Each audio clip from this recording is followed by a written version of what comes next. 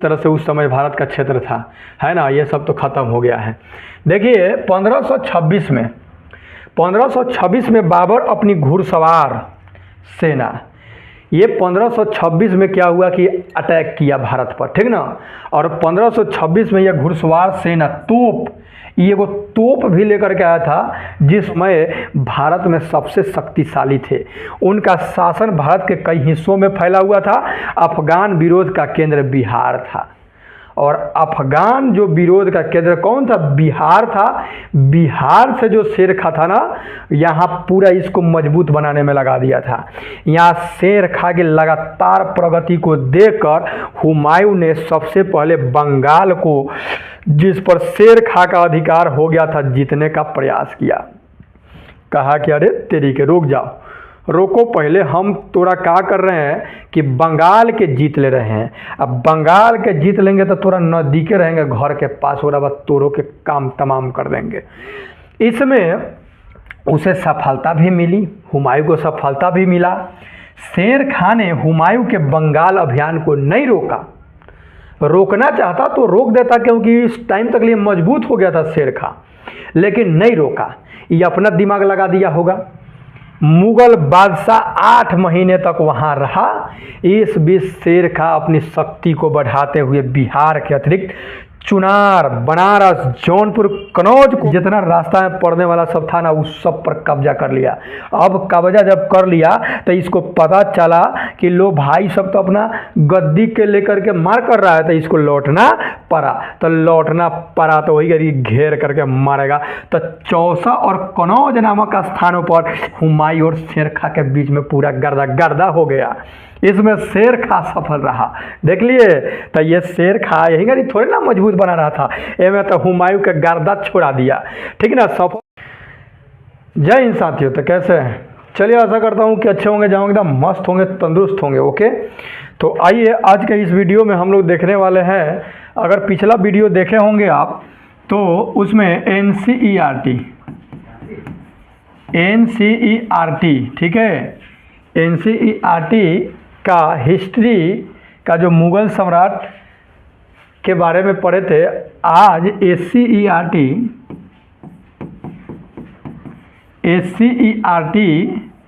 में जो दिया है मुग़ल सम्राट के बारे में, जो स्टेट गवर्नमेंट का है, ये नेशनल का हो गया, ठीक है।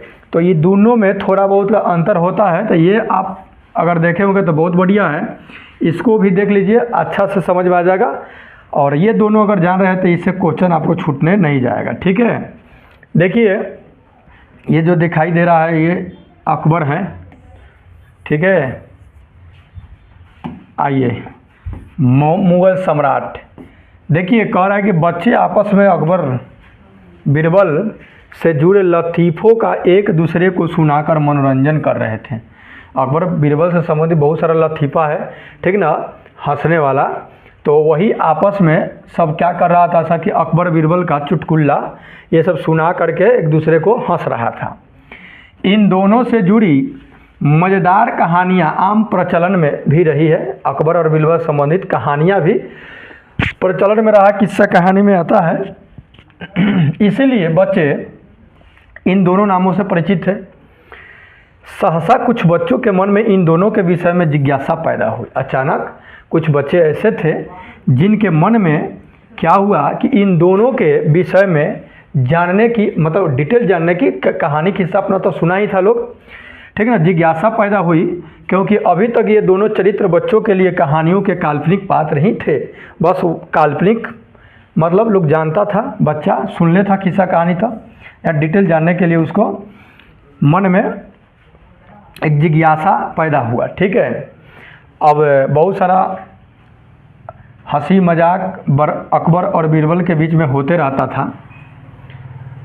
एक इस तरह से सुने होंगे आप कि एक बार अकबर बोले थे बीरबल से, बीरबल तो बहुत चतुर व्यक्ति थे, नवरत्न में सर वो भी एक थे। वो बोले थे कि एक डीर पार दिए लकीर, आ कहें का कि इसको बिना मिटाए हुए, बिना मतलब इसमें छेड़छाड़ किए हुए इसको छोटा करना है। तो वो तो तेज थे बीरबल, तो वो अपना दिमाग लगाएं और क्या किए इसको कि शर्त भी था कि भाई इसको मिटाना उटाना नहीं है, मिटा उटा के छोट नहीं करना है। तो का किए कि एक बगलवा में एगो बड़का लकीर खींच दिए और बोले कि देख लीजिए छोटा हो गया है ना। और भी बहुत सारा है इनके बीच में, अगर पढ़े होंगे तो जान रहे होंगे अकबर बीरबल के बारे में। तो आइए जानते हैं। कहे कि आपने इकाई 3 में सल्तनत काल के राजा सुल्तान और राजवंशों के बारे में पढ़ा होगा। ठीक है, हम NCERT में पढ़ाए हैं, राजवंशों के बारे में पढ़ा। इस काल का आखिरी जो महत्वपूर्ण राजा था वो फिरोज शाह तुगलक था। ठीक ना, सल्तनत काल का जो आखिरी राजा था वो था आपका फिरोज शाह तुगलक, याद रखिएगा, जिसके मरने के साथ ही सल्तनत काल ख़त्म हो गया। बिखराव और कमजोरी आने लगी। राजा का नियंत्रण अपने शासन क्षेत्र पर से ढीला पड़ने लगा। जो भी राजा बना यही तो लास्ट था, सब कंट्रोल नहीं हो पाया।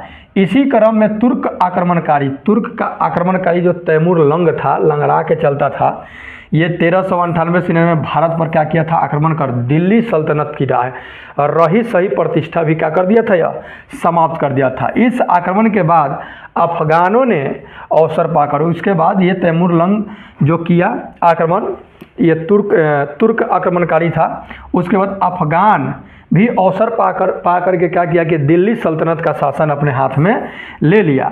सल्तनत का आखिरी राजवंश इन्हीं अफगानों में से एक समूह, ठीक ना, लोदियों द्वारा स्थापित किया गया था। इसके समय में दिल्ली सल्तनत का नियंत्रण आगरा और दिल्ली और उसके जो आसपास का क्षेत्र तक क्या हो गया, सीमित हो गया था। सल्तनत की इस कमजोरी का लाभ उठाकर भारत के अलग अलग क्षेत्रों में कई राज्य क्या हो गया, बन गया। इनमें गुजरात, बंगाल, जौनपुर, मालवा, दक्षिण भारत के राज्य और राजपूताना में मेवाड़ का राज्य प्रमुख था। ये सभी राज्य जो था आपस में लड़ते रहते थे। ठीक ना, ये सब आपस में लड़ झगड़ करते रहता था। इनमें सबों की इच्छा दिल्ली पर अधिकार करने की थी। ये लड़ता काहे के लिए था, सब चाहता था कि हम दिल्ली पर क्या करें, शासन करें, क्योंकि वह अभी भी राजनीतिक से क्या था, अछूता था। ठीक ना,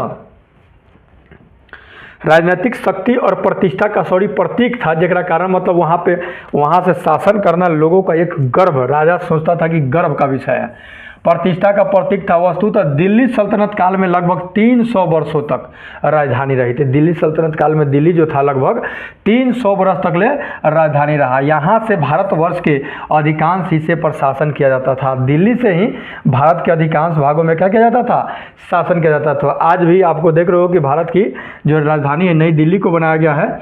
इसीलिए यह शहर एक तरह से भारत का सबसे महत्वपूर्ण शहर था। सब राजा का ख्वाहिश था कि हम दिल्ली पर क्या करें, शासन करें, और सब आपस में दिल्ली के लिए क्या कर रहा था, सब लड़ रहा था। देखिए, इकाई 3 के तालिका 1 पर नजर डालने के लिए कह रहा है, लोदियों के राज क्षेत्र को चिन्हित करने के लिए लोदी कहाँ कहाँ अपना शासन जमाया था। देखिए, इन छोटे राज्यों में, छोटा तो दिल्ली है, छोटे राज्यों में ही बिहार में नुहानी अफगानों का शासन था। इस राज्य के अधीन फरीद या शेर खा का, ये पहले फरीद बाद में शेर, इसके बारे में आगे पढ़ेंगे। शेर खा का सासाराम पर नियंत्रण था। ठीक ना, शेर शाह सूरी वह अपनी योग्यता के बदौलत नुहानी राजाओं के काफ़ी करीब आ गया था। धीरे धीरे शेर खान ने बिहार में अपने को प्रभावी बनाया। बिहार में शेर खान क्या हुआ, अपने को प्रभावी बनाया, मतलब अपना विस्तार किया और आगे नुहानी शासकों के समान स्थान पर स्वयं बिहार का शासक भी बन गया। बिहार के इन बदलाव से पड़ोसी जो था बंगाल, इसके अफगान शासकों के साथ शेर खां का संघर्ष की स्थिति बन गई। जब ये अपना बढ़ाने लगा, ठीक ना, बिहार पर वर्चस्व जब जमा लिया यह, ठीक ना, तो पड़ोसी जो राज बंगाल था वहाँ अफगान शासन कर रहा था, तो वहाँ का शासक के साथ शेर खां का क्या हो गया, संघर्ष शुरू हो गया। ठीक है, शासक शेर खां के इस बढ़ते प्रभाव से चिंतित थे। जो बंगाल के जो शासक शेर खां के इस बढ़ते प्रभाव से वो चिंतित हो गया कि भाई रे, जब ये अपना वर्चस्व बढ़ा रहा है तो हो सकता है कि यह इन्हें भी एंट्री मार दे। 1538 ईस्वी में दोनों के बीच युद्ध हुआ। ठीक ना, इनमें शेर खां की जीत हुई, क्योंकि भाई पावरफुल था, ये बढ़ते जा रहा था। शेर खां जीत गया, इसके साथ ही वह भारत का सबसे शक्तिशाली अफगान शासक बन गया। और सबसे पावरफुल शेर खां जो क्या हुआ, सबसे पावरफुल शासक बन गया। लगभग इसी समय काबुल और कंधार के शासक बाबर, अब बाबर जो है ये कहाँ का शासक है, काबुल और कंधार का। इसी समय यह भारत पर क्या कर दिया, आक्रमण कर दिया। इसी टाइम भारत पर आक्रमण किया।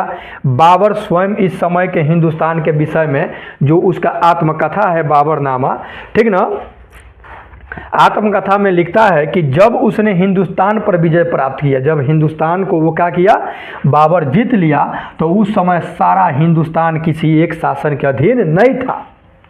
मतलब घर फूटे तो संसार लूटे वाला बात था। बात समझे, ये सब क्या था कि अपना अपना डफल या अपना अपना राग सब अलग अलग खिचड़ी अपना बनाता था, जिसके कारण ये अपना लिख रहा है आत्मकथा में बाबर, ठीक ना, कि हम जब हिंदुस्तान पर जब हम क्या किए थे, आक्रमण किए थे ना, तो वहाँ सब अपन अपन मतलब फेर में रह रहा था, नहीं था। अर्थात यहाँ अनेक छोटे छोटे राजा राज करते थे और उनमें से प्रत्येक अपने को सम्राटे समझता था। राजाओं के राजा को सम्राट कहा जाता था और सब एक छोटी मोटी क्षेत्र पर कब्जा कर ले था। सब पूछता था कि हम है तो हम ही है, दे ईंट के चलता था, समझे। और दे ऐठल बाबर छुड़ा दिया। बताइए, घर फूटे तो संसार लूटे, अगर सब जुट के रहता तो ऐसा कुछ ना होता, अंग्रेज भी नहीं आता।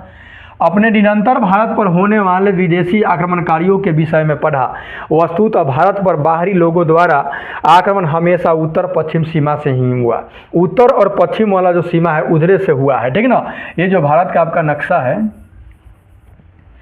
ये जो इस भारत का जो नक्शा है, तो ये जो है आपका उत्तर और पश्चिम, ये वाला जो भाग है ना, ये वाला हिस्सा इधर से ही सब आक्रमण किया है, ठीक ना। इन्हें कोई कुछ होने था, इधरे से तनका घूसने वाला था। इन्हें तो आपको पता है कि पूरा हिमालय पहाड़ है और तीन ओर से तो समझ लीजिए कि मतलब समुद्र से ही घिरा हुआ है, ठीक ना। तो ज़्यादा आया सब तो इधर से ही आया है, ठीक ना। इधर से ही आकर के क्या किया, आक्रमण किया उत्तर पश्चिम से, क्योंकि उस क्षेत्र को सुरक्षित रखने के लिए शासकों द्वारा कभी भी ध्यान नहीं दिया गया, ऊपर कभी ध्यान दिया हुआ नहीं। बाबर भी उसी रास्ते से भारत आया था, और ये जो बाबर आया था ये भी उसी रास्ते से भारत आया था। वह अपने छोटे राज्य को बढ़ाने और भारत की संपदा एवं धन दौलत के विषय में सुनकर आया था। अब भारत के विषय में वो सुना था कि हाँ सोने का चिड़िया है, चलो भाई लूटा जाए, ठीक ना। और लूटा क्या जाए, मतलब कि अपन घर बढ़ाया जाए, अपना क्षेत्र को क्या किया जाए, बढ़ाया जाता। उसी रास्ते से ये भी आया था, देखा देखी सुना था तो आया था। अब कौन फोन पर थोड़ी ना बुला दिया था, ऐसे बुलाने वाला बुलाया था। अब भारत में मुगल राज की नींव, अब देखिए नींव कैसे पड़ा, ठीक ना। देखिए सब है नहीं से आया है, सब है नेकोड़ी से, ठीक ना। मुगल वंश की स्थापना देख लीजिए किस तरह से उस समय भारत का क्षेत्र था, है ना। ये सब तो खत्म हो गया है। देखिए 1526 में बाबर अपनी घुड़सवार सेना, ये 1526 में क्या हुआ कि अटैक किया भारत पर, ठीक ना। और 1526 में यह घुड़सवार सेना तोप, ये वो तोप भी लेकर के आया था, जिस तोप के विषय में भारत वाले को कोई पता वता नहीं था, जानता ही नहीं था, जिसका उपयोग भारत में नहीं हो रहा था। बंदूक तथा घुड़सवार तीर अंदाज एवं आक्रामक युद्ध शैली के साथ पानीपत पहुंचा। पूरा एकदम, पहले सुना था कि भाई पूरा कुछ है, तो भाई जो डकैत डाका डालता है तो ऐसे थोड़ी ना डालता है, पूरा एकदम दल बल के साथ आया और पानीपत पहुंचा। यहाँ दिल्ली के अफगान शासक इब्राहिम लोदी, जब यह 1526 में आया था तब दिल्ली पर शासन कौन कर रहा था, इब्राहिम लोदी कर रहा था, वो भी अफगान शासक ही था, ठीक ना। तो जब ये पहुंचा तो केकरा से झड़प होगा, उसी से झड़प होगा। इब्राहिम लोदी के साथ उसका संघर्ष हुआ, इसमें बाबर की जीत हुई। तो 1526 में कहा जाता है कि पानीपत का प्रथम युद्ध हुआ। किसके बीच युद्ध हुआ भाई, तो बाबर के बीच और इब्राहिम लोदी के बीच हुआ। इसमें विजय कौन हुआ, तो बाबर। पराजय किसका हुआ, हार किसका हुआ, इब्राहिम लोदी का हुआ। तो पानीपत का प्रथम युद्ध को 1526 में किसके बीच भाई, तो बाबर और इब्राहिम लोदी के बीच। इसमें जीता कौन, तो बाबर जीता। 3 गो लगातार युद्ध जीतेगा यह। बाबर के सहयोगी जीत के बाद धन लूट कर वापस लौटना चाहते थे। सब उसके साथ जो आया था वो कहा कि अब तो चलो भाई इसको हरा दिया, अब लूट पाट करके चलो भागो। लेकिन बाबर कहा गया भाई जितना सुने थे अरे भाई इससे तो कहीं ज़्यादा है, ऐसे कैसे भाग जाएंगे, नहीं भागेंगे, यहीं रहेंगे, है ना। धन लूट कर वापस कह रहा था कि चलो अब लूट लिए, लेकिन उसने उन्हें समझाकर हिंदुस्तान में रहने के लिए राजी कर लिया। बाबर कहा बात बेवकूफ़ रहो, यहीं हाथ ना बढ़िया जगह छोड़ के कहाँ जाएगा, यहीं पे रुको। राजी कर लिया। इस जीत के बाद बाबर ने कई ताकतवर अफगान सरदारों और महत्वपूर्ण राजपूत राजाओं को एक एक करके क्या किया, हराता चला गया, पराजित करते हुए अपने नए राज्य को भारत में स्थापित कर दिया।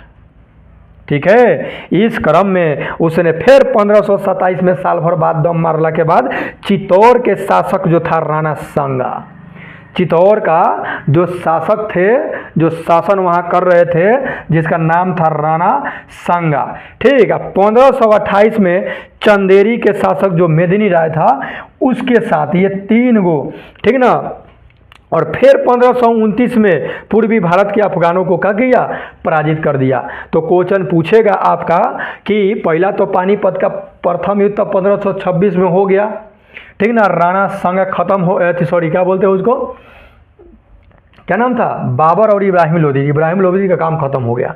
1527 में यह चित्तौड़ पर आक्रमण किया और वहाँ का शासक राणा सांगा को हरा दिया।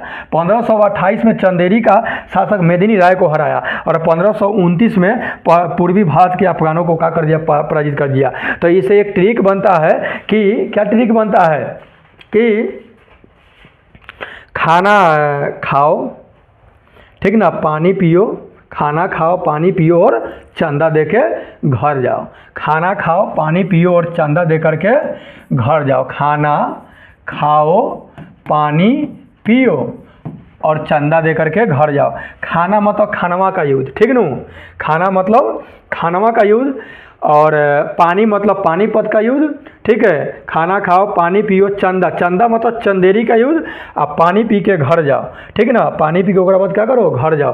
तो खानवा का युद्ध, पानीपत का युद्ध और चंदेरी का युद्ध, ठीक ना। 15, 26, 27 और 28 में, ठीक है। 1528 में चंदेरी, तो चंदेरी का कौन था, तब मेदिनी राय को हराया था। 27 चित्तौड़गढ़ का शासक कौन था, राणा सांगा, उसको हटाया था। पानीपत के युद्ध में 1526 में किसको हराया, इब्राहिम लोदी को हराया था, ठीक है। अब देखेंगे शेर खां का मुगलों के साथ संबंध। शेर खां कुछ दिनों तक बाबर के अधीन मुगलों की सेवा में भी रहा था। शेर खां कुछ दिन तक ले बेचारा बाबर के अधीन मुगलों के सेवा में भी रहा। वहाँ उसने मुगलों के कार्यकलापों को बारीकी से देखा। शेर खां क्या किया है कि मुगल के जो क्या किस प्रकार से अपना चलाता है राज को, उस एक्टिविटी को एकदम बारीकी यानी नज़दीकी से देखा, जिससे उसे निराशा हुआ। उसने इसके बाद अपना पूरा ध्यान बिहार में अपने शासन को मजबूत करने के लिए लगा दिया कि मजबूत बना देंगे। उसने यहाँ अपने को मजबूत बनाते हुए मुगल बादशाह से सीधी लड़ाई के लिए तैयार भी किया। हुमायूं तथा मुगल अफगान संघर्ष, हुमायूं और मुगल अफगान संघर्ष। देखिए बाबर अपने राज्य को बिना व्यवस्थित किए बेचारा 1526 में आया, 4 बरस तक ले रहा, बुढ़ारी में आके पूरा गर्दा उड़ा दिया, है ना। 30 में ये क्या हो गया कि मर गया। बाबर आया और मुगल साम्राज्य का नींव डाल दिया, और नींव डालने के बाद लगातार 3 गो युद्धों जीत गया और 1530 में टाए बोल गया। अब ओकर बड़का लड़का जौन था ना, जरा नाम था हुमायूं, बाबर के बड़का बेटा नाम था हुमायूं। ई का किया कि बादशाह बना, जितना उस क्षेत्र पर कब्जा किया था, अब उसका ये बादशाह कौन बन गया, हुमायूं। हुमायूं किसका बेटा, बाबर का। उसको शुरू से ही भारत में शासन कर रहे राजवंशों के शक्तिशाली विरोध का सामना करना पड़ा। अब यहाँ के लोग कहा कि बाबर बुझ गए बड़ा, तू का समझता रह, तहरा बाप नाटक कैले हमनी के हरा दिला तो तू हरा देब, ना चली, ऐसे ना हुई हो।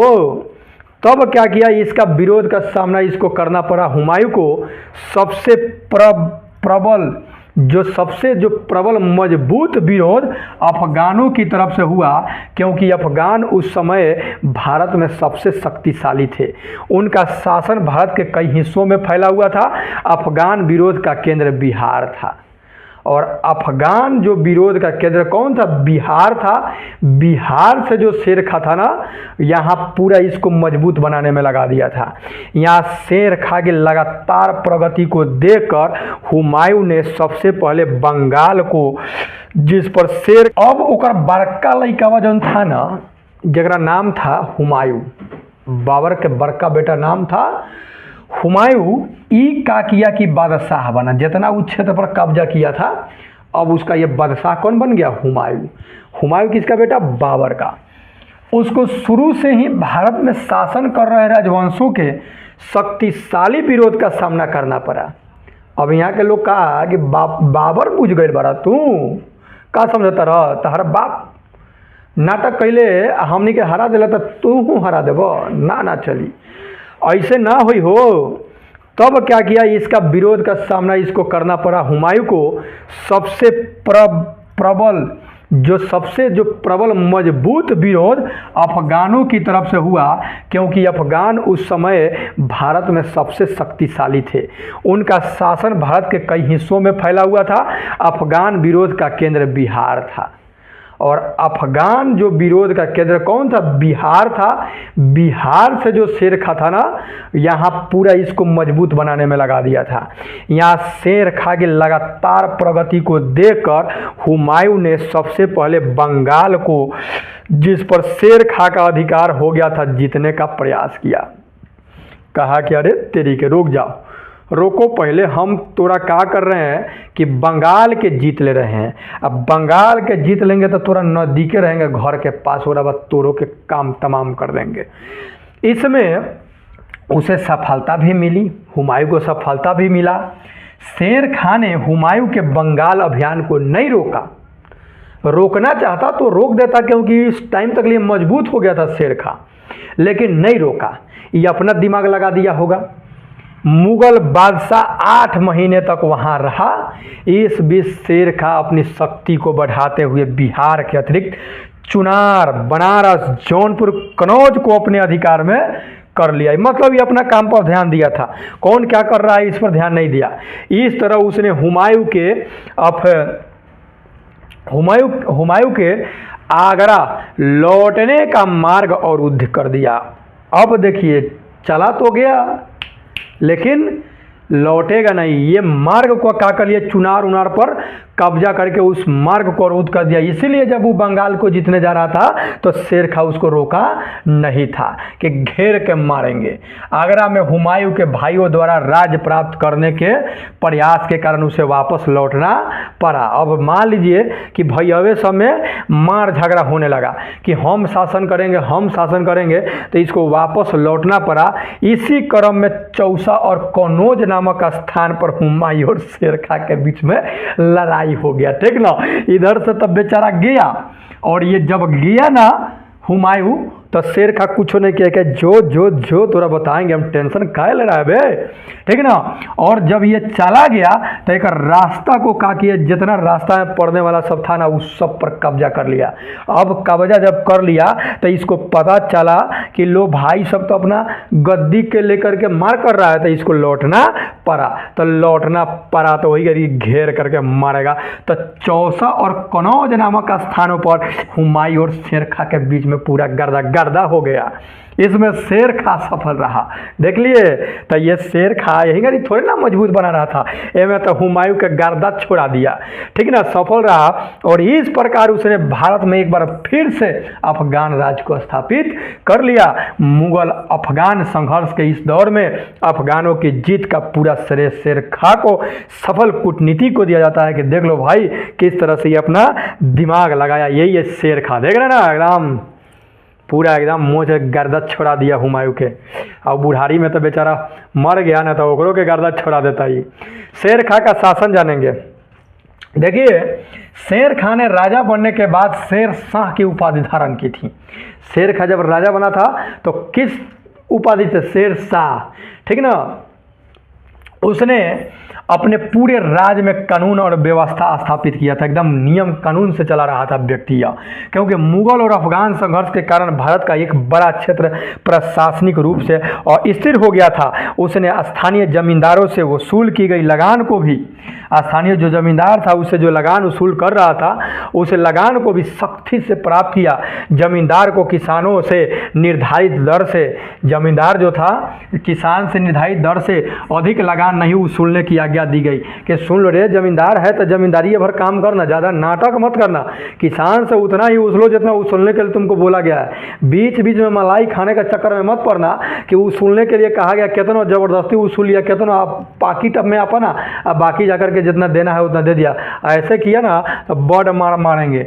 शेर खा के पहले किसानों से वसूली की गई लगान को वे राजा के पास नहीं भेजते थे, जमींदार सब था वसूल लेता था, रख लेता था, अब भेजता उतना नहीं था। तो कहा गया अच्छा ये बात है। भू राज निर्धारण के लिए एक तरीका अपनाया गया जिसके तहत उपज की अलग अलग किस्मों पर, जो उपज की अलग अलग जो किस्म होगा, ठीक ना, मान लीजिए कि हो गया चावल, हो गया गेहूँ, हो गया, अलग अलग किस्म हो गया, पर राज्य को मिलने वाले लगान की दर अलग अलग तय की गई कि हाँ भाई सबका अलग अलग होगा, क्योंकि सबका दाम अलग होगा, मार्केट में होगा। राजस्व की दर उपज का 1/3 थी, जितना उपज किसान करता था उसका 1/3 हिस्सा हमको दे दो। अगर मान लो कि 21 कट्ठा में वो खेती किया है ना, तो 1/3 मतलब कि 7 कट्ठा के पैदावार लेकर के देना पड़ेगा। या ऐसे कहिए कि 21 किलो मान लीजिए हुआ तो उसका थर्ड मतलब 7 kg राजा के पास, बाकी आप 14 रख लीजिए, ठीक है। तिहाई बुआई का क्षेत्रफल फसल की किस्म और किसान द्वारा देकर एक पट्टे पर लिख दिया जाता था। सूखा या अकाल के समय लगान माफ था। अच्छा देखिए अगर कोई शासक है और कोई भी वो कार्य अगर जनता के हित में कर रहा है ना, तो वो उसको कोई डिगा नहीं सकता है, उसके पावर को कोई हिला नहीं सकता है। लेकिन खुद पावरफुल बनिए और पब्लिक और जनता जो हो, ठीक ना, आपके जो प्रजा जो हो वो निराश रहे, तो आप ज़्यादा दिन तक ले शासन प्रणाली नहीं चला पाइएगा, ठीक ना। तो ये व्यक्ति क्या किया था, जब मान लीजिए कि अकाल पड़े, सूखा पड़े, तो अकाल और सूखा की स्थिति में ये व्यक्ति लगान को माफ़ कर देता था। संकट के समय कुएँ खुदवाने के लिए किसानों को धन उधार भी देता था कि लो पैसा और कुआं खुदवाओ, तथा कृषि उत्पादन में वृद्धि के लिए नहरों का भी निर्माण करवाया था। तो ये था शेर खां का शासन प्रणाली, तभी अपने साम्राज्य को विस्तार कर रहा था। आइए हुमायूं का दम कैसे हालत खराब कर दिया। शेर खां से व्यापार के विकास पर भी पूरा ध्यान दिया और व्यापार पर भी पूरा मतलब ये ध्यान दिया। व्यापारियों से अच्छा व्यवहार करने का सख्त आदेश उसने अपने अधिकारियों को दिया गया है। सुनो, वो सब गॉड है एकदम, वो अधिक जो व्यापारी है उससे बढ़िया व्यवहार करना, ठीक ना। जैसे देखते हैं ना, जितना कस्टमर केयर में काम करता है वो सब क्या अपने कस्टमर को सर बोलता है। जो मीशो फीसो वाला जो भी है, फ्लिपकार्ट जितना भी घूमता है तो वो सर ही बोलता है, ठीक ना। अल्लो कलवा होता है तो हाँ भैया देवे के बाद पार्सल कहाँ आवे के बाद, ठीक ना, तो वो बोलता है। लेकिन हाँ सर ये पार्सल आया हुआ है फलना नाम से, हाँ इसको कहाँ आप रिसीव कीजिएगा, है ना। तो वहाँ सर मतलब एक इज्जत से बात करता है। तो ये भी बोला था शेर खां के, सुन ले भाई, अच्छा से व्यापारी से सुलूक करना, अधिकारी से, ज़्यादा चालाक बनेगा ना तो बस हटा देंगे। व्यापारियों से पूरे राज्य में मात्र 2 ही जगह कर लिया जाता था। अब पूरे राज्य में वो क्या 2 जगह बना दिया था कि हाँ भाई 2 जगह, तू 2 जगह से गुजरेगा तो थोड़ा टैक्स देना पड़ेगा। क्योंकि शेर खां अपने को अपने नए राज्य को मजबूत करने के लिए पैसे की ज़रूरत थी। अब शेर खां को मान लीजिए कि अपना नया राज्य जो जीता है उसको मजबूत करने के लिए माल ताल चाहिए ना, पैसों की जरूरत थी। व्यापार से आय हो सकता था, इसलिए उसने व्यापार की उन्नति पर पूरा ध्यान दिया था। सोचा कि भाई व्यापार से हमको आय हो सकता है, तो व्यापार से आय हो सकता है, तो उस पर क्या किया, वो पूर्ण रूप से ध्यान दिया कि नहीं इस पर ध्यान दिया जाए, है ना। देखिएगा आगे, शेर शाह ने शेर शाह से उपाधि मतलब ये गद्दी पे बैठा है। व्यापार के विकास के लिए ही यातायात के साधनों को उन्नत भी बनाया। और यातायात मतलब रोड उड जो सड़क उड़क जो भी बनाना था, या समझ लीजिए कि पानी में हो या जल में हो या थल पर हो, उसको पहले सुदृढ़ किया कि हाँ भाई अच्छा रहेगा, तब ना व्यापारी एकदम मज़ा से अपना आएगा जाएगा।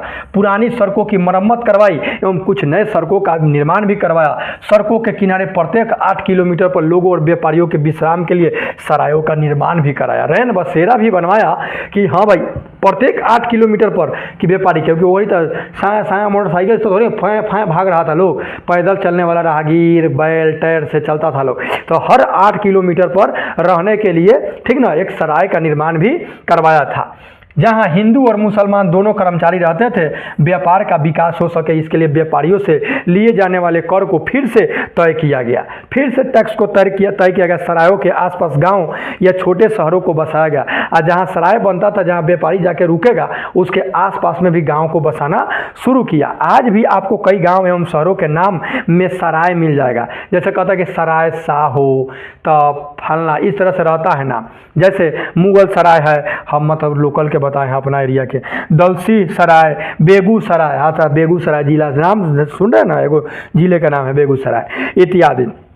तो ये शेरशाह का ही है। दैनिक प्रशासन की व्यवस्था में शेरशाह ने सल्तनत काल में प्रचलित व्यवस्था को ही बनाए रखा था। जो सल्तनत काल में जो व्यवस्था था उसको ये क्या करके रखा था, बना के रखा था। इसके विषय में आप अध्याय 3 में भी पढ़े होंगे।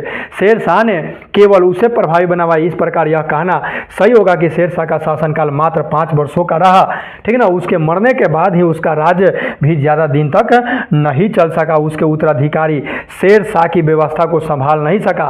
उसके बाद शेरशाह के बाद में जो उत्तराधिकारी बना वो शेरशाह के व्यवस्था को संभाल नहीं सका। फिर भी कम समय में ही उसने कार्य किया तथा जनता पर जितना प्रभाव इन कार्यों से हुआ वो इतिहास में शेरशाह और उसके अफगान राज्य को महत्वपूर्ण स्थान दिलाया। स्मरणीय है कि इस पूरी प्रक्रिया में बिहार की भूमिका निर्णायक थी, क्योंकि शेरशाह की प्रशासनिक सुधारों की प्रयोगशाला बिहार था। ठीक है। अब बादशाह अकबर और मुगल राज का मजबूत होना। अब देखिए बाबर के बाद हुमायूं के बाद आया अकबर। अब अकबर देखिए तो हुमायूं तो नहीं करी खलतिया दिया था शेरशाह। अब देखिए अब ये जो आएगा अकबर तो ये व्यक्ति तनका ठीक ठाक से चलाएगा। तो ठीक ठाक से चलाने की वजह से ही ये महान हो जाएंगे अकबर, है ना। नंगे नंगे पाँव तेरे अकबर आया, वो गाना भी है। ये सभी धर्मों में आस्था रखते थे, सभी धर्मों का रिस्पेक्ट करते थे। इनके नवरत्नों में सभी धर्मों से लोग रहते थे, है ना। शेरशाह के उत्तराधिकारी के कमजोर होने के कारण, जैसे शेरशाह के जगह पर कोई जो दूसरा बैठा था, है ना, वो कमजोर पड़ गया। तो जैसे कमजोर पड़ा वैसे ही हुमायूं दिल्ली पर 1555 ईस्वी में अधिकार करने में एक बार फिर से सफल हो गया। टकटकी भिरा के देख रहा था कि कैसे एक हुलिया ख़त्म हो रहा है कि हम यहाँ पर चढ़ाई करें। और जैसे शेरशाह मरा उसके बाद जो शासन आया वो कुछ नहीं कर पाया, उससे कुछ नहीं हुआ, चढ़ गया। कौन? हुमायूं। 1555 में फिर से अधिकार करने में सफल हो गया, परंतु वह ज़्यादा दिनों तक जीवित नहीं रह पाया। तब ओकर बेटा के कर बेटा जी हुमायूं का बेटा यही है अकबर। अकबर 13 साल की उम्र में बादशाह बना 1556 ईस्वी में, ठीक ना। 1556 ईस्वी में हुमायूं का बेटा अकबर क्या हुआ? बादशाह बना। उस समय हिंदुस्तान में मुगल वंश का राज ठीक से जम नहीं पाया था। चारों तरफ से दूसरे राजा मुगलों को खदेड़ने पर तुले थे। अकबर की छोटी उम्र को देखते हुए मुगलों के प्रमुख अधिकारी बैरम खान ने शासक का काम चलाया। बैरम खान, क्योंकि 13 वर्ष का उम्र था, बच्चे थे ये अभी अकबर। तब बैरम खान ही क्या करता था, ये व्यक्ति शासन का काम चलाता था और अकबर को राजकाज की शिक्षा देने का काम कर रहा था बैरम खान, ठीक ना। उसने पहले अपने राज को बढ़ाने एवं फिर उसे मजबूत करने का काम शुरू किया। अकबर ने मुगल राज को बढ़ाने के लिए कई राज्यों को सैनिक अभियान द्वारा अधिकार में कर लिया। अब मजबूत करने के लिए सैनिक को भेज करके उसको अधिकार में कर लिया। राज का आरंभिक विस्तार 1556 से लेकर 1576 के बीच हुआ। उन दिनों आज के मध्य प्रदेश एमपी के इलाके में 2 महत्वपूर्ण राज था। एक राज था मालवा, एमपी के अंदर एक राज था मालवा, जहां का राजा था बाज बहादुर। बाज बहादुर मालवा का शासक था और जिसकी राजधानी थी मांडू। जिसकी राजधानी कहाँ थी? मांडू, ठीक ना। बाज बहादुर शासन कर रहा था मालवा, जो मध्य प्रदेश का क्षेत्र था। दूसरा प्रमुख राज था गढ़कटंगा गोंडवाना था। 1561 और 1562 ईस्वी में इन दोनों राज्यों पर मुगलों ने अधिकार कर लिया। इन दोनों पर अधिकार कर लिया। विजय के बाद मुगल सेनाओं और सेनापति अधम खां को बहुत धन प्राप्त हुआ, जिससे अकबर के पास नहीं पहुंचाया। इसका पता चलने पर बादशाह ने कड़ाई से उस धन को प्राप्त किया, ठीक ना। कड़ाई से उसको क्या कर लिया? प्राप्त कर लिया।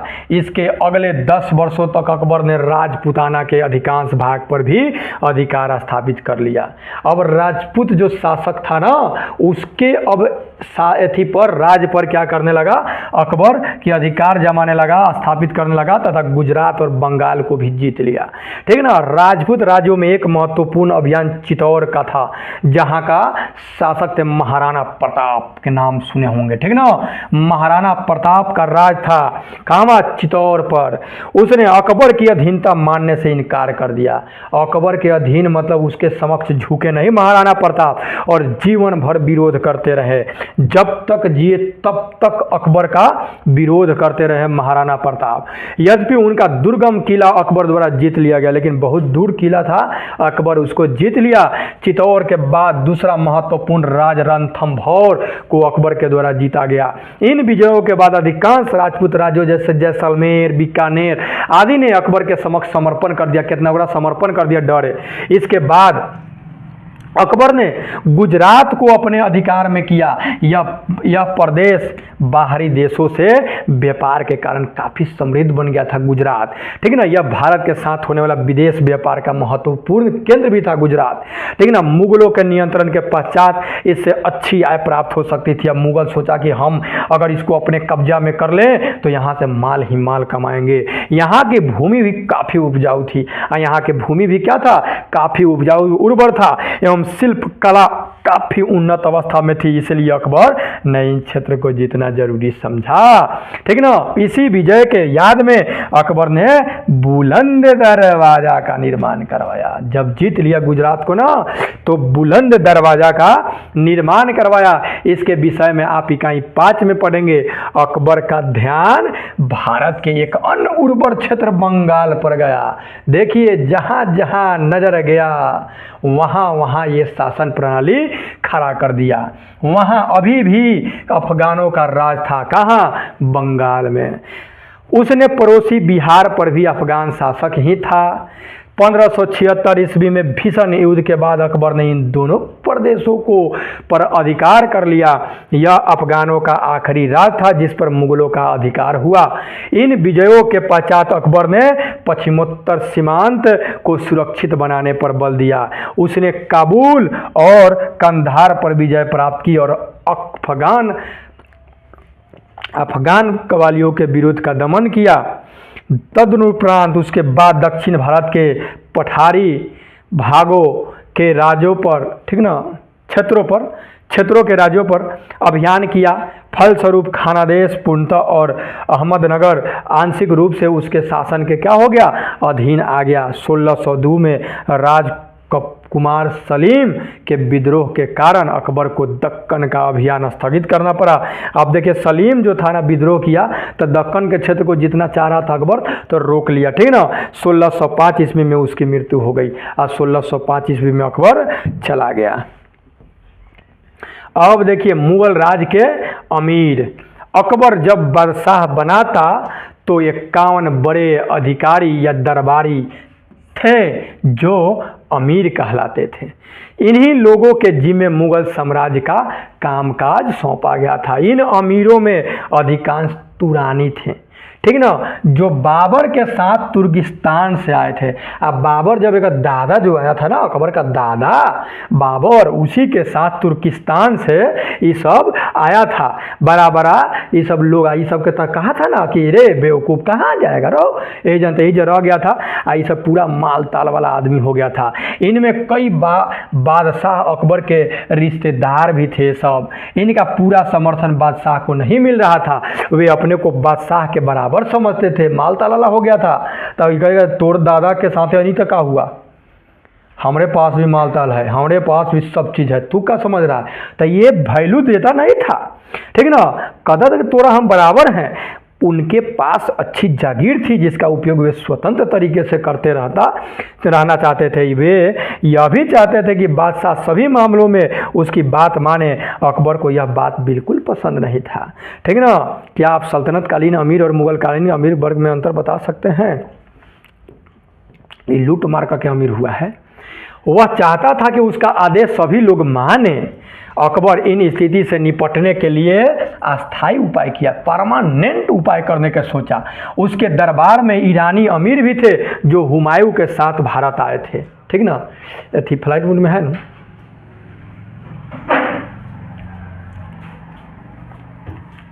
बीच से काटिएगा, यहाँ काटना होगा, ये बताओ, बीच से काट के फिर से ओके कीजिए फ्लाइट मोड का। ईरानी अमीरों को बढ़ावा और समर्थन दिया। तो हुमायूं के साथ जो भारत आया था ना ईरानी अमीर, तो कहा कि अच्छा रुक जाओ, आयरन कट आयरन, अबे लोहा को लोहा काटता, पॉइजन कट पॉइजन, विष को विष काटता है। तो तू जब माल ताल वाला बन रहा है तुर्किस्तान ही, तो ये जो हुमायूं का पापा जो लेके आया था ना, वो तो दादा जोड़े आया था, तो पापा जोड़े आया था जो ईरानी अमीर सब, तो ये सब कहा कि रोक जब करे के फोड़ दे रहे हैं, लड़ा दे रहे हैं दोनों के, अपने उनमें जो कमजोर होगा वो हमारा अंदर में आ जाएगा, ठीक ना। बढ़ावा और समर्थन दिया। उसने खुश होकर इन लोगों ने अकबर को पूरा सहयोग दिया। इनका साथ लेकर अकबर ने तुरानी अमीरों को कंट्रोल कर लिया, समझें, जयबा कहाँ कंट्रोल कर लिया। हिंदुस्तानी मुसलमानों को अमीर बनाने की कोशिश, अब हिंदुस्तान के जो मुसलमान था उसको अमीर बनाने की कोशिश, आगे ऐसी कोई समस्या खड़ी न हो, इसलिए अकबर ने कुछ और उपाय किए। उसने हिंदुस्तानी मुसलमानों को भी अमीर बनाने की कोशिश की। वह जानता था कि राज्य मजबूत बनाने के लिए हिंदुस्तान के शक्तिशाली और मजबूत लोगों का समर्थन लेना जरूरी होगा। ऐसे में दो सामाजिक वर्ग थे, एक था राजपूत और दूसरा जमीन और संपत्ति वाले मुसलमान परिवार जो कई सदियों से भारत में रह रहे थे। अब यह मत समझिए कि मुगल आया तब मुगल ही मुस्लिम को लेकर आया, नहीं रे भैया, बहुत पहले से लड़ रहा था लोग। दूसरी बात यह कि बादशाह यह भी सोच रहा था कि अगर वह किसी नए समूह को प्रशासन में शामिल करेगा तो वह समूह हमेशा बादशाह का समर्थन नहीं करेगा। इस सोच के साथ उसने भारतीय मुसलमानों को दरबार में ऊंचा स्थान, ऊंचे पद पर आसीन करने लगा। इस नए वर्ग को वह अपने समर्थन में धीरे धीरे मजबूत बनाता गया। इसका असर यह हुआ कि ईरानी और तुरानी अमीर दोनों कंट्रोल हो गए, दोनों। राजपूतों को अमीर बनाने की कोशिश, भारत के अब तो सबके जीतिए लिया था, तो अब इसको अमीर बनाना, लेकिन अंदर रखकर कंट्रोल करके। भारत के इस शक्तिशाली सामाजिक राजनीतिक वर्ग का समर्थन मुगल शासक को मजबूत बनाने के लिए जरूरी था। अकबर ने यही सोचकर इससे दोस्ती का प्रयास भी आरंभ किया। राजपूत अपने को स्वतंत्र रहना चाहते थे। उसने राजपूतों को सैनिक विजय और विवाह संबंध की नीतियों को अपनाकर अपने अधीन कर लिया। शादी विवाह के रिश्ता, मतलब रिश्ता नाता, ठीक ना, करके शादी वादी करके उसको अपना मिला लिया, है ना। और कुछ सैनिक वैनिक भी दे करके कि चलो हिर्स दे रहे है ना, प्रेम से मतलब कहिए 100 बात की एक बात। अकबर ने राजपूत राजाओं के सामने यह बात रखी कि अगर वे उसके अधीन हो जाते हैं तो उसके राज में उन्हें राज करने देगा। अकबर कहा कि देख लो, अगर मान लो कि हमारे अंदर आना चाह रहे हो तो रहो, शासन करो, ज़्यादा तगड़ बगड़ करेगा तो बस मुगल साम्राज्य में उन्हें अमीर बनाया जाएगा। सुन लो, थोड़ा अमीर भी रहेगा, दूसरे क्षेत्रों में उन्हें जागीर भी दी जाएगा, दूसरे क्षेत्र में थोड़ा धन दौलत दम सब जमीन जायदाद भी दिया जाएगा। कुछ राजपूत राज इस प्रस्ताव को मानकर मुगल अमीर बन गए। इस तरह मुगल अमीर बन गए। इस तरह अकबर राजपूत को अपना समर्थक बनाया, ठीक ना। उनकी धार्मिक भावनाओं का सम्मान करने के लिए तथा बहुसंख्य हिंदुओं का समर्थन प्राप्त करने हेतु 1562 ईस्वी में तीर्थ यात्रा भी कर बंद कर दिया। अब देखिए ये सब किया और कहा कि चलो तीर्थ यात्रा भी तो हम क्या करेंगे, बंद कर देंगे। जो तू मतलब तीर्थ यात्रा करता है, जो भी मतलब धार्मिक स्थलों पर जाता है तो जो टैक्स देना पड़ता है, देना होना नहीं पड़ेगा। 1564 में जजिया कर भी लेना बंद कर दिया। जो जजिया कर था उसको भी 1564 में क्या किया, अकबर खत्म कर दिया। मुगल प्रशासन एवं मनसबदार, देखिए मुगल साम्राज्य एवं प्रशासन की नींव अकबर सुदृढ़ किया। मुगल साम्राज्य उसके पिता तो हुमायूं नहीं चला पाए थे, मर ही गया बेचारा, लेकिन अकबर इसको मजबूत बनाया। उसी के पास समय और शक्ति दोनों थी, क्योंकि 13 बरस में यह गद्दी पर बैठा था, तो समय भी था और धीरे धीरे पावरफुल भी हो गया, जिसके कारण वह ऐसा कर सका। राज्य में मौजूद गांवों और शहरों का प्रशासन पहले जैसा ही रहा। अकबर ने किस तरह की प्रशासनिक व्यवस्था अपने राज्य में लागू किया, इसकी जानकारी उसके दरबार में रहने वाला एक व्यक्ति था जिसका नाम था अबुल फजल। ये अबुल फजल एक किताब लिखा जिसका नाम था अकबरनामा और आईने अकबरी से मिलती है। अबुल फजल के अनुसार साम्राज्य कई प्रांतों में बटा, जिन्हें सूबा यानी प्रांत कहा जाता था। इनका प्रमुख सूबेदार कहलाता था, उसका जो मेन होता था उसको सूबेदार कहा जाता था, जो राजनीतिक तथा सैनिक दोनों कार्य करता था। अकबर का साम्राज्य 15 सूबों में बटा हुआ था, 15 सूबे में राजनीतिक क्षेत्रों में बटा था। सूबा सरकार में विभक्त था, जो आज के जिलों से कई गुना बड़ा बड़ा होता था। सूबा तो था, फिर मतलब राज्य के जगह पर हो गया सूबा, सूबा के जिला के जगह पर हो गया काथी आपका सरकार हो गया। सरकार यानी जिला आज की तरह कई परगनों यानी प्रखंडों में बटा था। यह भी आज के प्रखंड से काफ़ी बड़ा होता था, मैं तो नहीं बड़ा था।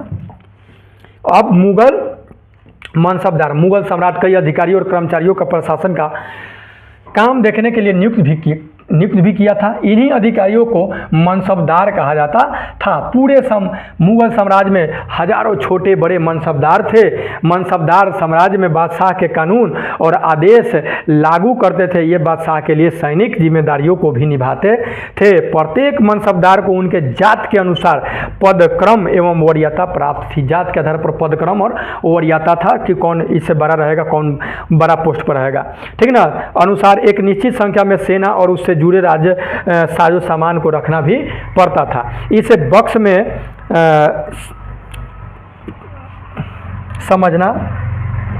समझा गया है, इसमें बॉक्स में समझाया गया है।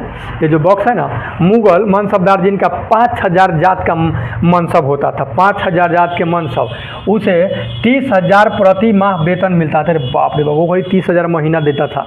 उन्हें 340 घोड़ा, 100 गो हाथी, 800 ऊँट, 100 गो खच्चर भी तथा 160 गाड़ियाँ रखनी होती थी। इसके अलावा घुड़सवार एवं पैदल सैनिक भी रखने पड़ते थे। यह उदाहरण मनसबदारों के सैनिक दायित्व को बताता है कि बताइए, देखिए उसके कितना दायित्व था, ठीक है।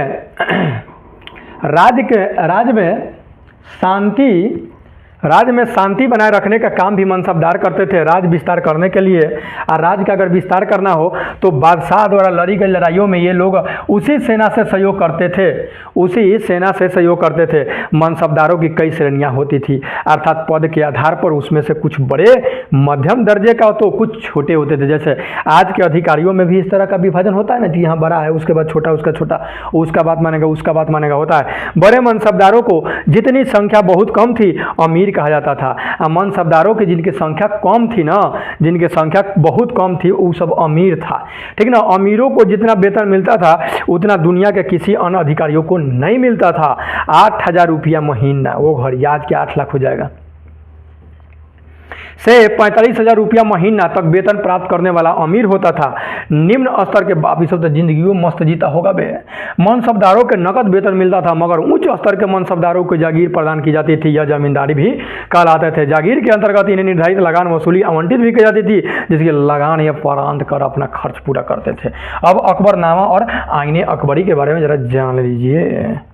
देखिए, अकबर ने अपने मित्र और सलाहकार अबुल फजल, देखिए जी अकबर का मित्र है भाई अबुल फजल जो है, और सलाहकार भी था, सलाह भी देता था, को अपने शासनकाल का इतिहास लिखने का आदेश दिया कि ए अबुल फजल सुनो ना, इधर ऐसा करो, मान लो कि हम शासन कर रहे हैं, तो ये आगे आने वाला जो हमारा बेटा उटा होगा, पोता उता होगा, तो कैसे जानेगा कि हमारे दादा कैसे चला रहे थे, हमारे परदादा कैसे चला रहे थे। सुनो ऐसा करो, हम जैसे जैसे शासन कर रहे ना सब लिख दो, एक किताब लिया लिखो। तो अबुल फजल ने 3 भागों में यह रचना लिखी है, 3 भाग में।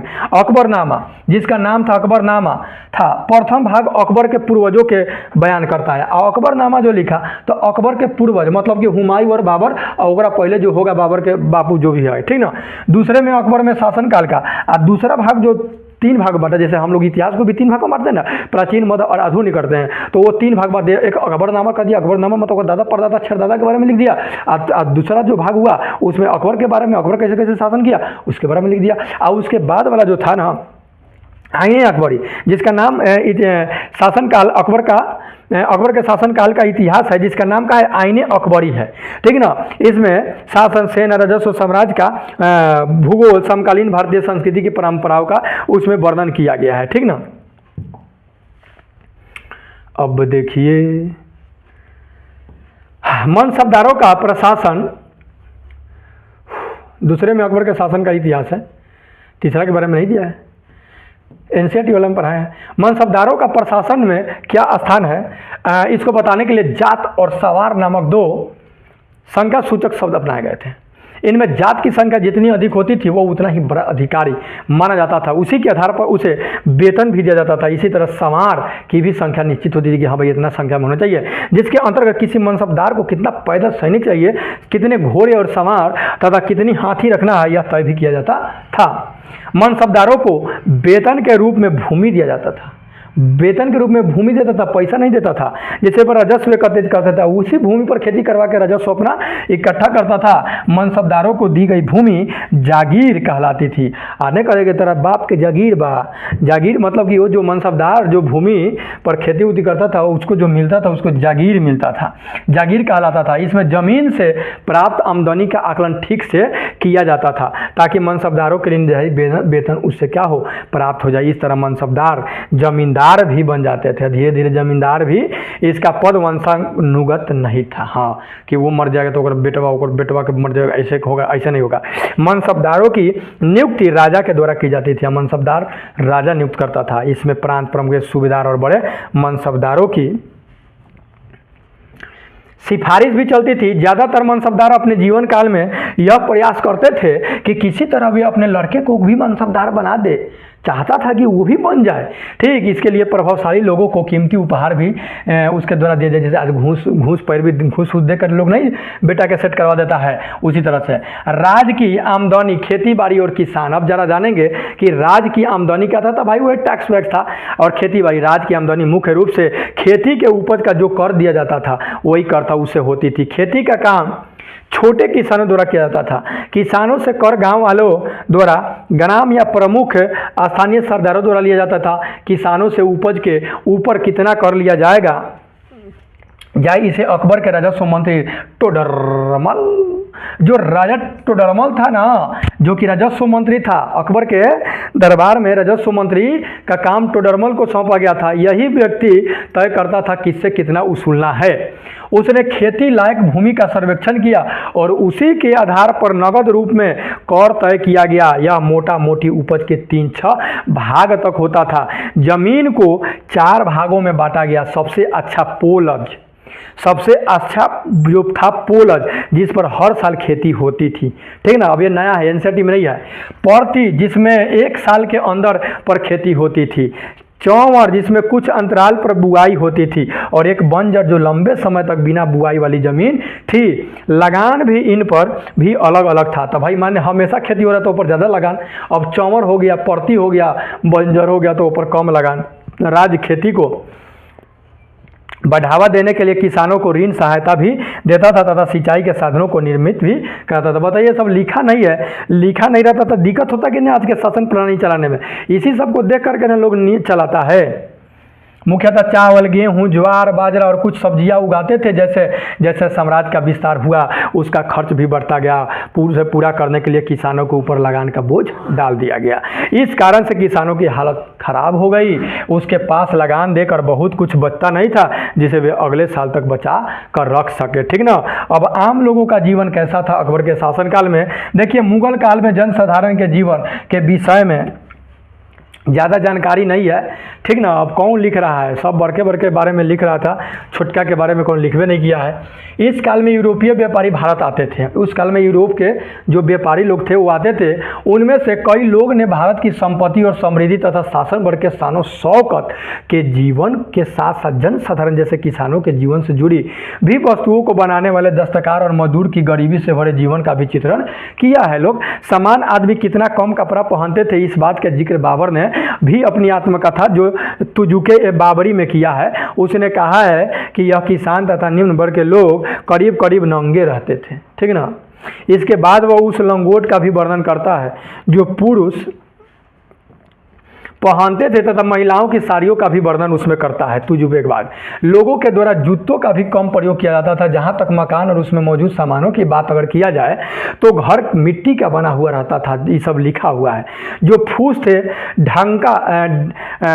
ढका जाता था, फूस से ढका जाता था मकान बना के ऊपर से, मतलब मरई पलानी, उसमें सामान्यतः एक कमरा और एक ही बरामदा होता था, एगो कमरा एगो बरामदा होता था। मिट्टी के ही बने कुछ बर्तन होते थे, एक चारपाई और बांस की बनी चटाई रहती थी। तांबे तथा अन्य धातुओं के बर्तन इनके पहुंच से दूर था, वो सब नहीं जानता था। खाद्य पदार्थों में चावल बाजरा और दाल प्रमुख था, खाना चावल बाजरा दाल ये सब खाता था। बंगाल और समुद्र के जो तटीय इलाकों में मछली प्रमुख खाद्य पदार्थ था। अब बंगाल और तटीय प्रदेश में जो लोग रहता था तो उसका मतलब मछली वछली खाता था। उत्तर भारत में गेहूं और मोटे अनाज की रोटी लोग खाता था, दाल प्रमुख भोजन था। लोगों के द्वारा भर पेट भोजन रात में ही खाया जाता था, दिन में भेटाता नहीं था। खाद्यान्नों के अपेक्षा तेल घी सस्ते थे, इसलिए लोगों को वह प्रमुख भोजन था। चीनी तथा नमक थोड़े महंगे होते थे। इस प्रकार यद्यपि आम आदमी के पास कपड़ों की कमी थी लेकिन खाना अच्छा खाते थे। गाय और भैंस लोग अधिक संख्या में रखते थे, इसलिए दूध घी उन्हें काफ़ी मिलता था। लोगों के जीवन का आधा खेती था और वह वर्षा के ऊपर भी निर्भर करता था। प्रतिवर्ष खेती होता तो किसानों को खाने के लिए मिलता, नहीं तो अकाल की स्थिति में पिछला साल का ही कुछ भी बचा रहता था, उसी को अपना खाता होता था, ठीक ना। लगान जब नगद में देना तय हुआ तो किसानों की स्थिति और ख़राब होने लगी। लगान देने के दबाव में, ठीक ना, मंदी के उनका अनाज सस्ता बिक जाता था। कुल मिलाकर गांवों में रहने वाले बहुसंख्यक लोगों का जीवन बहुत गरीबी में बीतता था, ठीक ना। मुगलों के धार्मिक नीति और भारतीय लोगों के साथ उनका मिलन कैसा था। अब धर्म से संबंधित उसका शासनकाल में मुगल के क्या था। अकबर ने भारत में अपने शासन को मजबूत बनाने के लिए बहुसंख्यक भारतीय हिंदू लोगों को कहा कि अपने साथ में अच्छा संबंध बनाने के लिए धार्मिक स्तर पर मेल जोल की नीति भी अपनाई था, मतलब धर्म का भी आज़ादी दिया था। अकबर ने अपने राज्य को अस्थायी बनाने के लिए भारतीय लोगों की बहुसंख्यक आबादी यानी हिंदुओं का समर्थन प्राप्त करने का भी प्रयास किया। इसी के तहत अकबर ने एक नवीन धार्मिक नीति सुलह ए कुल यानी सर्वत्र शांति, सुलह ए कुल, इसको अपनाया। यह नीति सच्चाई न्याय और शांति पर बल देता था, ठीक ना।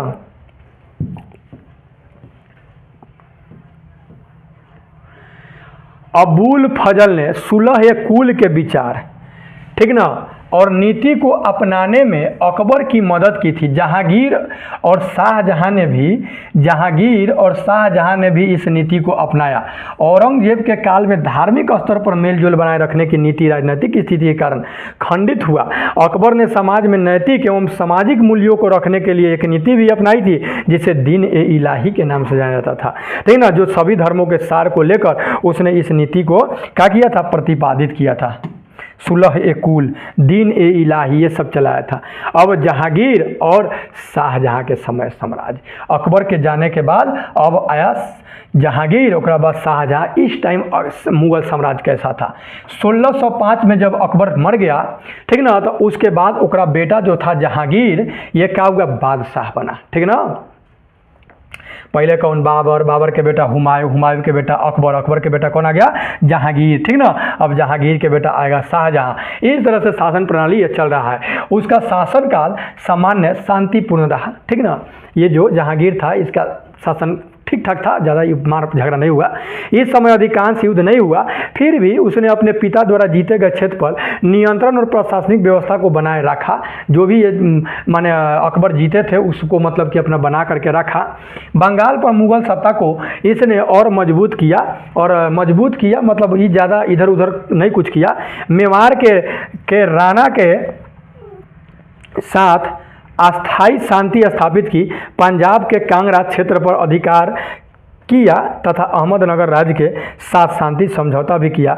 जहांगीर के लिए सबसे सुखद रहा कंधार का मुगलों के हाथ से निकल जाना। कंधार का मुगलों के हाथ से निकल जाना ये सबसे दुखद रहा। किसके लिए, जहांगीर के लिए। हाथ से निकल जाना, वह अपनी न्याय की जंजीर के लिए जाना जाता था। इसके तहत उसने सोने की एक लंबी जंजीर बनाई जिसे घंटियाँ बंधी रहती थी, सोना का जंजीर। यह राजमहल की दीवार से लटका दिया गया था। उसने यह घोषणा करवाई कि किसी के साथ सरकार अथवा अधिकारी अन्यायपूर्ण व्यवहार करती तो वह इस जंजीर को खींचकर अपनी फरियाद सुन सकता था। ठीक ना। अब वो जंजीर को खींचिए और आपको फरियाद सुनाई देगा, सुनाया जाएगा। इसका आम आदमी पर कितना असर हुआ यह पता नहीं। राजधानी के लोग इससे जरूर लाभान्वित हुए होंगे। शाहजहाँ ओकरा बाद आया 1628 में। पिता जहांगीर की मृत्यु के बाद अब कौन गद्दी पर बैठा? शाहजहाँ गद्दी पर बैठा। आम लोगों के बीच वह ताजमहल के निर्माता के रूप में लोकप्रिय रहा। शाहजहां, आम लोग उसको ताजमहल के निर्माण में के रूप में जाना। बुंदेलखंड और दक्षिण भारत के विद्रोहों को उसने दबाया। बीजापुर और गोलकुंड जैसे दक्षिण भारतीय राज्य को अधीनता स्वीकार करने के लिए बाध्य भी किया। पश्चिमोत्तर सीमा को सुरक्षित करने के लिए मध्य एशिया के बक्स और बदख्शा पर आक्रमण किया। कंधार को एक बार पुनः अपने अधिकार में किया, लेकिन वह अस्थायी नहीं रह सका। असम के कामरूप क्षेत्र पर अधिकार किया। इस प्रकार उसके शासनकाल में मुगल साम्राज्य और मजबूत हुआ। हाँ, शाहजहाँ के टाइम में मुगल साम्राज्य तो क्या हुआ? मजबूत हुआ। मुगल राज की सीमाएं भी इस समय बढ़िया। इस समय बढ़ाने का उसके पिता जहांगीर तो कुछ नहीं किए, लेकिन जितना था उसको बना उना के रखे। ये आया तो थोड़ा बहुत बढ़ाया उड़ाया। राजनीतिक रूप से शाहजहाँ का काल मुख्यतः शांतिपूर्ण ही रहा, झगड़ा झंझट नहीं हुआ। यद्यपि मध्य एशिया के अभियान द्वारा प्राप्त क्षेत्र पर उसका नियंत्रण नहीं रहा। जो मध्य एशिया के जो अभियान के द्वारा जो प्राप्त क्षेत्र था उस पर इसका कंट्रोल नहीं रहा। अब ओकरा बाद आया औरंगजेब आया। ये तनका खतरनाक कहलाता है। 1656 में बादशाह शाहजहां बुरी तरह बीमार पड़ गया। ठीक है ना। सब लोग यह मानने लगे कि कुछ दिनों में वह मर जाएगा। बीमार पड़ल था भाई, मरल नहीं था। ठीक ना। कुछ दिनों में मर जाएगा। शाहजहाँ के चारों बेटवा जो था ना, दारा शिको, शुजा, औरंगजेब और मुराद, ये चारों लड़ने लगा गद्दी के लिए कि मर जाएगा अब तो हम गद्दी पर बैठेंगे, हम गद्दी पर बैठेंगे। चारों बादशाह बनना चाहता था। ये दारा शिको हुआ, शुजा, औरंगजेब और मुराद। तो है देखिए खतरनाक है ये। ठीक न। औरंगजेब हुआ, ये चारों भैया में है ना, लड़ने लगा। शाहजहाँ ने चारों बादशाह बनना चाहता। शाहजहाँ ने दारा को अपना उत्तराधिकारी घोषित कर दिया। अब दारा शिको जो था बड़का बेटा था, ठीक ना, तो दारा शिको को ही क्या किया कि शाहजहाँ कहा कि यही गद्दी पर बैठेगा। लेकिन ये बात औरंगजेब को बचा नहीं, उत्तराधिकारी घोषित कर दिया। मगर उसके बाकी के 3 लड़कों ने इस बात को नहीं माना। आज सबसे ज़्यादा है ही नहीं माना। ठीक ना। सब अपनी अपनी सेना लेकर तख्त पर अधिकार के लिए आगरा की ओर चल दिया कि हम माने हासिल करेंगे। भाइयों के बीच कई युद्ध हुए। अंत में औरंगजेब सफल रहा और लास्ट में यही जीत गया। औरंगजेब वह अपने पिता के जीते ही शासक बन गया। अभी मरलो नहीं तले शासन लड़ झगड़ करके बन गया।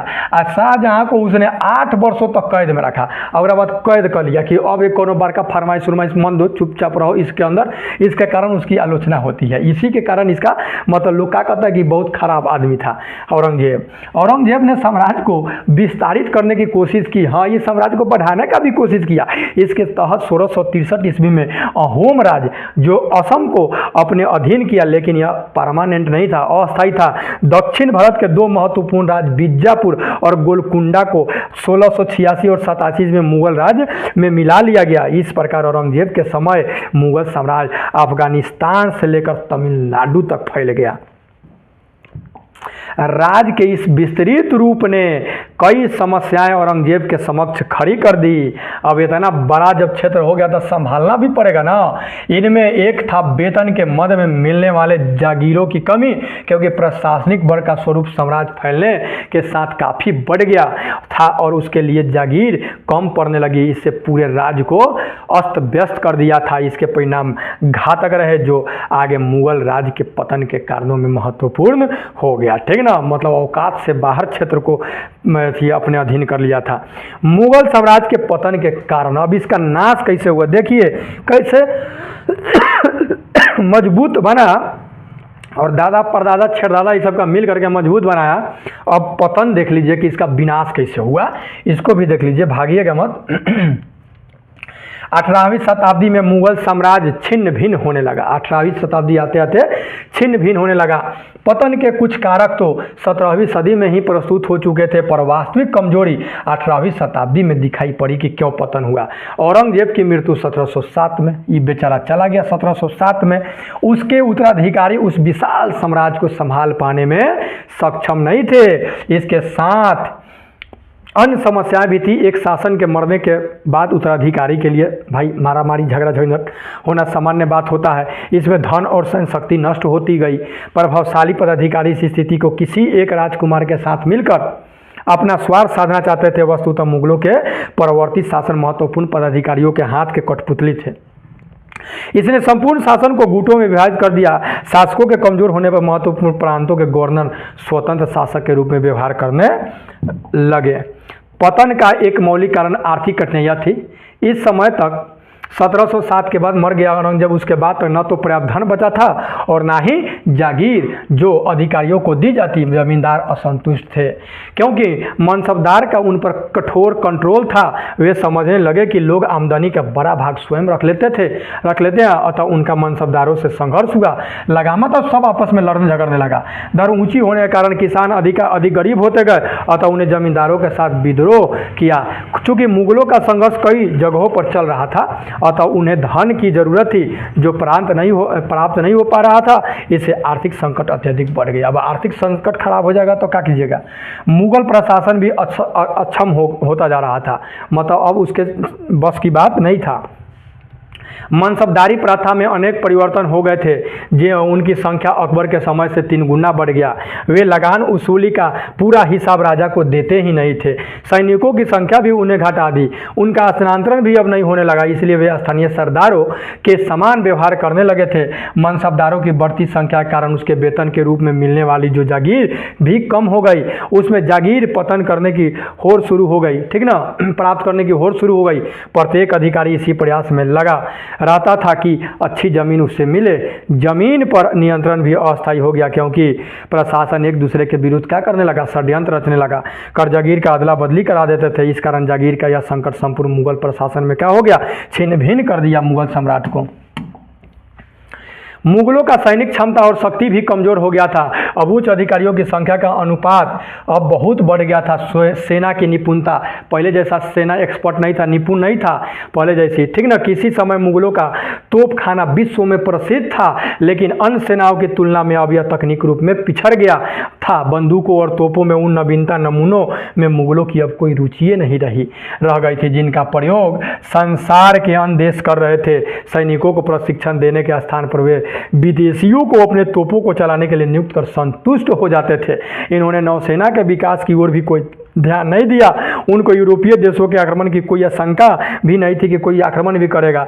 यूरोपीय देश, यूरोप में जमीन विज्ञापन का विकास हो रहा था। वहाँ के विचारशील व्यक्ति नया ज्ञान प्राप्त कर नवीन अनुसंधान कर रहे थे। ये सबको पता ही नहीं था। मुगल का लीन भारत इन नवीन खोजों की ओर से पूर्णतः उदासीन रहा। अभिजात वर्ग के लोग और धनी व्यक्ति विलासितापूर्ण जीवन व्यतीत करने में ही रुचि लेते थे। इस विलासितापूर्ण जीवन से 18वीं शताब्दी में देश का चारित्रिक और सामाजिक पतन हो गया। अभिजात कुल के लोग अपना समय आलस और शराब पीने में क्या कर देगा, नष्ट कर दिया, ठीक ना।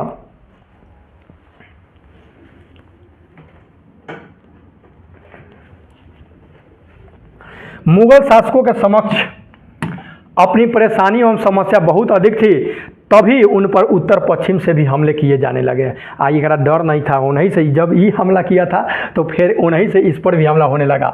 इन आक्रमणों में मुगलों की शक्ति समाप्त कर दी। पहला आक्रमण 1739 में ईरान के शासक नादिर शाह ने किया, और ईरान के रहने वाला 1739 में नादिर शाह किया। राजधानी दिल्ली को तहस नहस कर दिया। मुगल उसके सामने झुक गए। उसने भारत से मनचाहा धन लूटा। समकालीन लेखकों ने लूट का विवरण देते हुए बताया कि नादिर ने 60 लाख रुपया, हजारों सोने का सिक्का, 1 करोड़ रुपया के सोने के बर्तन, 50 करोड़ के हीरे जवाहरात, जिसमें शाहजहां द्वारा बनाया गया जो तख्ते ताऊज था, तख्त ए ताऊस मतलब जिसको मयूर सिंहासन कहा जाता था, जो शाहजहां बनाया था, और कोहिनूर हीरा भी शामिल था, उस सब के लेके भाग गया। ठीक ना, लूटा और भाग गया। मयूर सिंहासन बेशकीमती रत्नों से बना था। लूट का यह विवरण भारत के संपन्नता को भी दर्शाता है कि अगर मान लीजिए कि वो नादिर शाह लेकर के नहीं भागता तो यहाँ रहता, तब भागता, फिर हुआरा सब लेके भागता अंग्रेजवा सब। नादिर शाह के बाद अफगान सरदार अहमद शाह अब्दाली ने भी कई आक्रमण किया। इसने मुगलों के साथ साथ, ठीक ना, भारतीय शक्ति मराठों को भी कमज़ोर किया। इन आक्रमणों के बाद मुगल साम्राज्य दिल्ली के आसपास तक ही सिमट करके रह गया, सीमित रह गया। मुगल साम्राज्य किसी तरह से 1857 ईस्वी तक बना रहा। वो बहादुर शाह जफर जो था, ठीक ना, वो बना रहा, लेकिन उसकी शक्ति नए क्षेत्रीय राज्यों में विभक्त हो, वो बूढ़वा हो गया था, कुछ मर गया। इस तरह मुगल साम्राज्य का क्या हो गया, नाश हो गया। राजधानी दिल्ली एक कमज़ोर नगर बन गया, परंतु उस संस्कृति और जीवन के उन तरीकों का जो मुगल साम्राज्य में वैभव और विलास का अंग थे का अंत हुआ। उसकी वैभवशाली परंपरा उसके अवशेष पर पैदा हुई शक्तियों के पास पहुंच गई, जो 18वीं शताब्दी में उदित हुई थी। इस सदी का इतिहास इन्हीं राज्यों और क्षेत्रीय शक्तियों का इतिहास है। इन राज्यों में मुगल वैभव की झलक अब भी देखी जा सकती है। इन राज्यों के विषय में आप आगे के अध्याय में भी फिर पढ़ेंगे। ये था आपका मुगल, ठीक ना, मुगल यानी जो बाबर इसका स्थापना किया था। ठीक है, तो वीडियो कैसा लगा अपना प्रतिक्रिया कमेंट बॉक्स में दे। मिलते हैं नेक्स्ट वीडियो, तब तक इजाजत, टेक केयर, गुड बाय।